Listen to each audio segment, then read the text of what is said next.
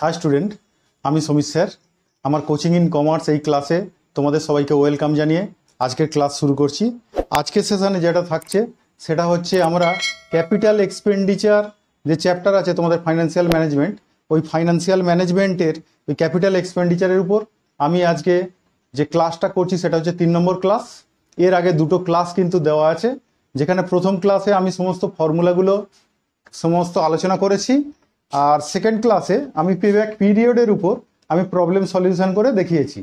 আজকে যেটা problem solution করে দেখাবো সেই মেথডটার নাম হচ্ছে ARR, accounting rate of return.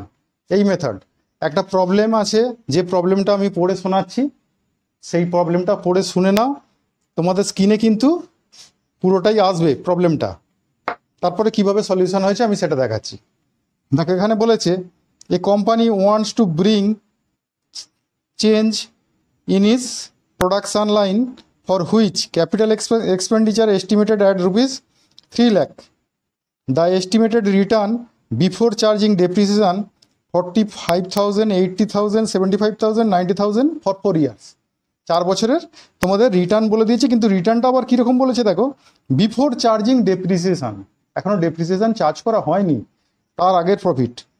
Depreciation under straight line method বলেই দিয়েছে, আর will be charged for the project having a salvage value of ₹60,000।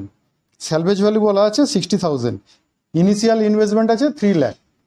3 lakh যদি আমাদের অ্যাসেটসের ভ্যালু হয়, প্রজেক্টের ভ্যালু হয়, তার যদি 60,000 ডেপ্রিসিয়েশন হয়, তাহলে আমার 4 ইয়ার্স লাইফ টাইমে তার ডেপ্রিসিয়েশন হয়েছে কত দেখবো, 2,40,000।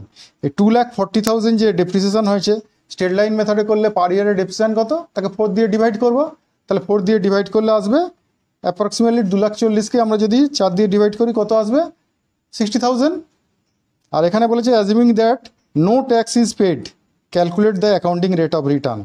দেখো অ্যাকাউন্টিং রেট অফ রিটার্ন যে বের করতে বলেছে, এই অ্যাকাউন্টিং রেট অফ রিটার্নের আমরা যে ফর্মুলা করি, সেই ফর্মুলাটায় আমাদের দুরকম জিনিস চাই। একটা হচ্ছে অ্যাভারেজ অ্যানুয়াল রিটার্ন, সেটা চাই কিন্তু আফটার ডেপ্রিসিয়েশন। তাহলে ট্যাক্স দেওয়ার পরে, বা বলতে পারো প্যাট, অ্যাভারেজ অ্যানুয়াল প্যাট। আর চাই অ্যাভারেজ ইনভেস্টমেন্ট, আমরা কত টাকা ইনভেস্ট করেছি, ঠিক আছে, সেটা চাই। তা সেটা বের করতে গেলে আমাদের যে ফর্মুলা আছে, আমরা যদি ফর্মুলায় ফেলে দিই, আমরা দেখো এখানে প্রথমে ক্যালকুলেশন করেছি, calculation for average annual return. তাই অ্যাভারেজ রিটার্ন বিফোর ডেপ্রিসিয়েশন দেওয়া আছে তোমার এইরকম 45,000, 80,000, 75,000, 90,000, তাকে 4 দিয়ে ডিভাইড করেছি, করলে আমরা পাচ্ছি 72,500। কিন্তু এতে ডেপ্রিসিয়েশন চার্জ করা নেই, তাহলে ডেপ্রিসিয়েশনটা বাদ দিই। তাহলে ডেপ্রিসিয়েশন হচ্ছে আমাদের প্রজেক্টের ভ্যালু কত, কস্ট কত 3 লাখ, স্যালভেজ ভ্যালু কত 60,000। এটা যদি মাইনাস করি তাহলে টোটাল 4 ইয়ার্স লাইফ টাইমে তার ডেপ্রিসিয়েশন হয়েছে 2,40,000। তাহলে পার ইয়ার ডেপ্রিসিয়েশন 4 দিয়ে ডিভাইড 60,000, তাহলে আমাদের আফটার ডেপ্রিসিয়েশন আমাদের আসছে রিটার্ন কত আসছে 12,000। আর এখানে বলেছে ট্যাক্স নেই, তাহলে ট্যাক্স নেই যখন এটাই প্যাট, তাহলে অ্যাভারেজ অ্যানুয়াল রিটার্ন হচ্ছে 12,500। ঠিক আছে, এই 12,500 এই অ্যানুয়াল রিটার্নটা কিন্তু আমাদের চাই, ঠিক আছে। নেক্সট হচ্ছে চাই যেটা, সেটা হচ্ছে অ্যাভারেজ ইনভেস্টমেন্ট। এবার অ্যাভারেজ ইনভেস্টমেন্টের এখানে সমস্ত আইটেম নেই, তবু আমি ফর্মুলাটা কিন্তু পুরোটাই লিখেছি, যেটা নেই সেখানটা ফাঁকা দিয়ে দেবে, কারণ ফর্মুলাটা পুরো লিখতে লিখতে তোমাদের মুখস্থ হয়ে যাবে। নইলে কিন্তু যেটুকু আছে শুধু সেইটুকু লিখলে অন্য অঙ্কের সময় দেখলে আবার এক্সট্রা আইটেম এসে গেছে, মাথায় সেটা থাকবে না, বসাতে ভুলে যাবে, তাহলে সেখানে ভুল হওয়ার সম্ভাবনাটা অনেক বেশি থাকবে। তাই তোমরা ফর্মুলাটা পুরোটাই লিখবে, যে আইটেমগুলো নেই সেই আইটেমগুলো ছেড়ে দেবে, সেখানে 0 বসিয়ে দেবে। দেখো আমাদের অ্যাভারেজ ইনভেস্টমেন্টের ফর্মুলা হচ্ছে এইরকম, half into initial investment plus installation charge, যদি থাকে কিছু installation charge, minus scrap value করে ব্র্যাকেট ক্লোজ করবে। তাহলে এই পুরোটাকে হাফ দিয়ে ইন্টু করব, ঠিক আছে। তাহলে হাফ দিয়ে ইন্টু করছি initial investment plus installation charge minus scrap, এইটুকু করে নিয়ে তাকে হাফ দিয়ে ইন্টু করছি। এর বাইরে আবার প্লাস করতে হবে, আবার স্ক্র্যাপ ভ্যালুটাকে প্লাস করবে, plus scrap plus working capital, যদি ওয়ার্কিং ক্যাপিটাল হিসেবে কিছু টাকা ইনভেস্ট করতে হয় তাহলে সেটা অ্যাড করবে। তাহলে এখানে দেখছি আমরা ইনিশিয়াল ইনভেস্টমেন্ট 3 লাখ, ইনস্টলেশন নেই, 0 বসিয়ে দিয়েছি। স্ক্র্যাপ ভ্যালু আছে 60,000 বসিয়েছি। এটা ব্র্যাকেট দিয়ে এখানে হাফ দিয়ে মাল্টিপ্লাই করব, তারপরে প্লাস আবার ওই আমাদের যেটা আছে স্ক্র্যাপ ভ্যালু সেটা আবার প্লাস করব, প্লাস ওয়ার্কিং ক্যাপিটাল কিছু নেই, 0 বসিয়ে দিয়েছি। এখান থেকে বেরোলো আমার দেখো 3 লাখ থেকে 60,000 বাদ দিলে 2,40,000 হাফ করলে 1,20,000, আর এই 60 তাহলে 1,80,000 টাকা। তাহলে এটা অ্যাভারেজ ইনভেস্টমেন্ট। তাহলে এবার ARR কি, নিচে জায়গা নেই, উপরটা একটু মুছে করছি। হ্যাঁ,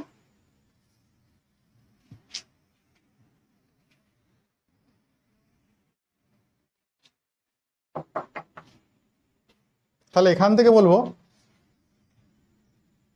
ARR equals two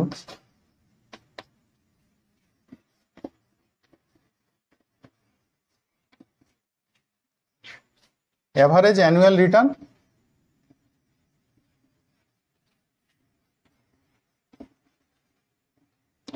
by average investment. দুটোই বের করে রেখেছি দেখো।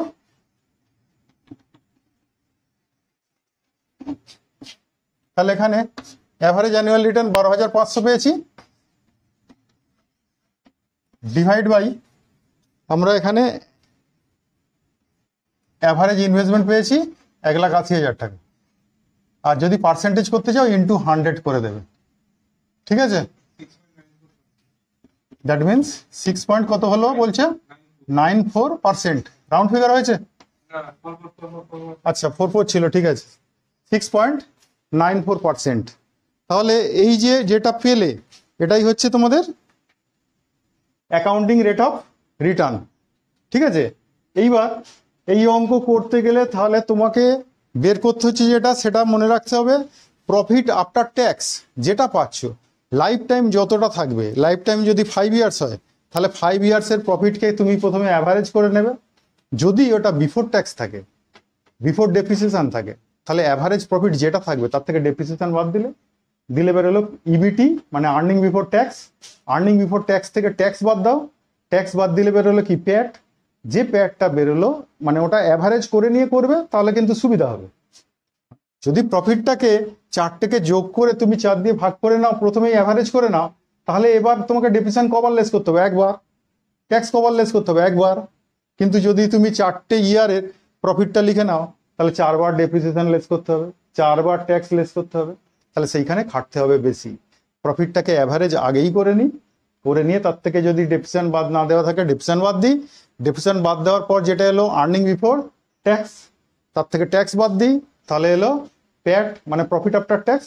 ওই প্যাটেরই অ্যাভারেজটাকে এখানে বলবো অ্যাভারেজ অ্যানুয়াল রিটার্ন, ঠিক আছে?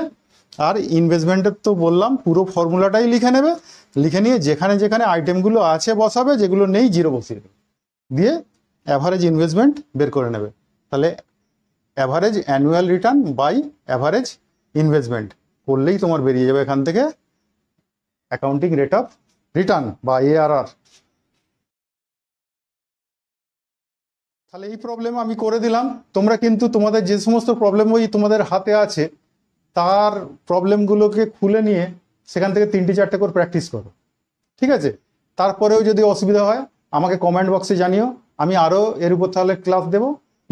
আর ক্লাস কেমন লাগছে অবশ্যই তোমরা কমেন্ট করে জানিও, লাইক দিতে ভুলো না, আর যারা সাবস্ক্রাইব করোনি সাবস্ক্রাইব করে দিও। আজকের মতো এটুকুই, পরের সেশনে আবার পরের ফর্মুলা নিয়ে আসছি, পরের ক্লাস নিয়ে। আজকের মতো টাটা।